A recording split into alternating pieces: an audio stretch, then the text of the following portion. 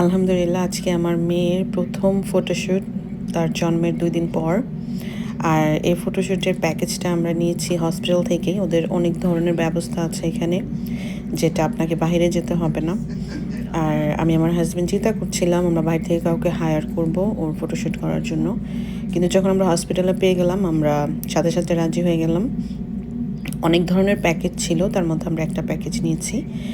আর আমি তো মানে মনে হচ্ছিল লাগেজে করে যা নিয়ে এসেছি তা হবে কি না, কেমন লাগবে।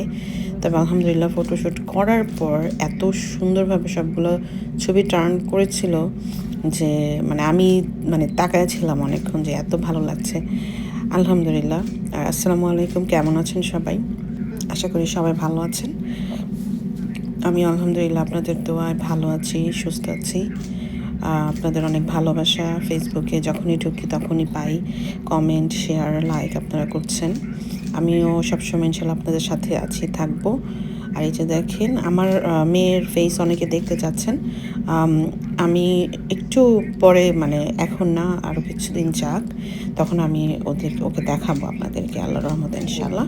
দয়া করবেন তাহলে এই পর্যন্ত আজকের মতো। আল্লাহ।